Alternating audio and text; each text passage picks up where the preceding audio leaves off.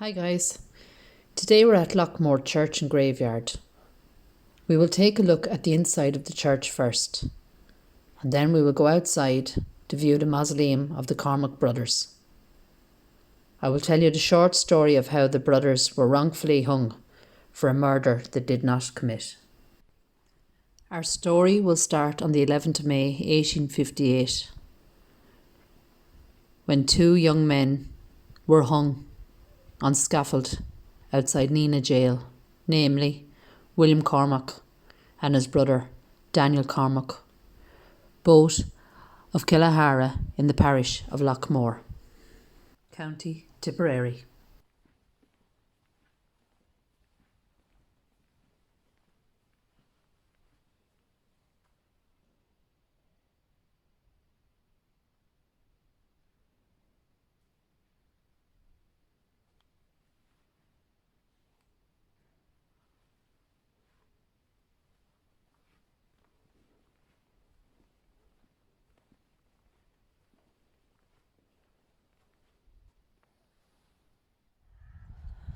So here at Lockmore, the real reason that I've travelled is for this mausoleum, and it's here in memory of the Cormack brothers, and we are actually in luck today.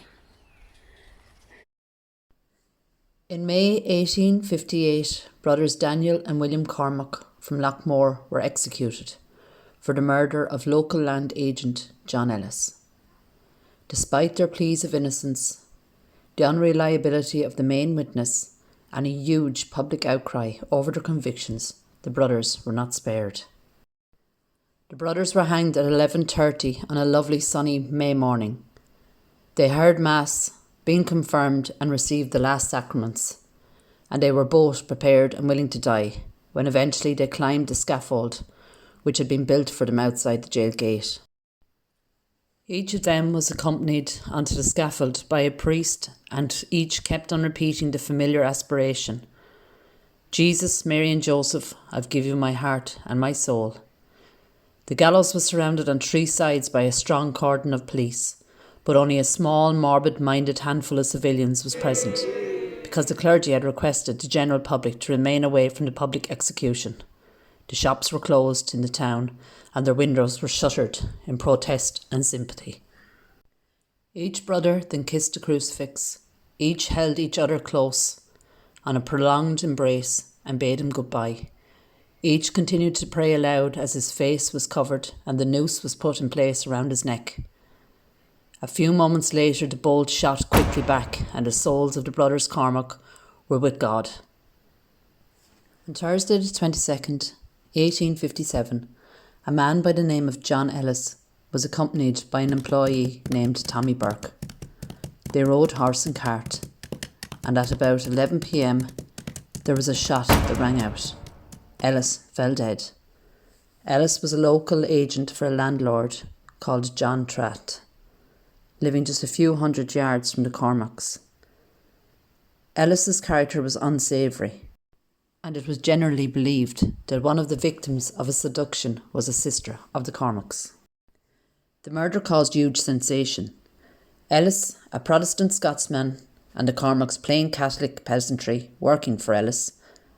Several arrests were made for the murder. The Cormacks, an informer Timothy Spillane, and Tommy Burke, the driver of the horse and car, who became the chief Crown witness.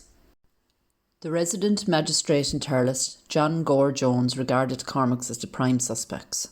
In fact, the only suspects, because of the story of the shame of their sister. All his efforts were directed to drumming up evidence against them, and not to discover the truth. Attorney General Whiteside spoke for the prosecution, followed by Judge Keogh's summing up.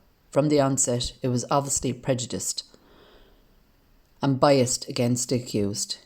He spoke in an impassioned and aggressive tone of voice, more becoming a prosecutor than an impartial judge.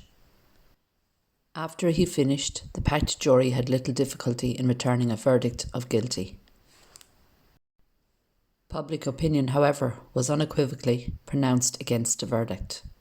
Immediately memorials and petitions for reprieve was set in motion and were signed by a vast number of clergy and people, Protestant as well as Catholic.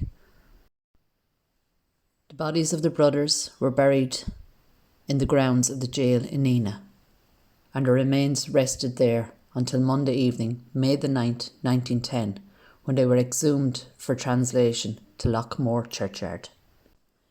Huge crowds turned out for the arrival of the remains of the Cormack brothers. Father Hackett said, "The innocence of the Cormack brothers of murder of Ellis is certain from the testimony of the man who perpetrated the deed." The Cormack brothers were in 2 oak coffins and placed in front of the church in Lockmore. At the time of their execution, Daniel was only 18 and William was only 23. At the time of our visit, I can only presume that the mausoleum and both coffins are being repaired. Thanks for watching. Don't forget to like, subscribe and share. Take care. God bless.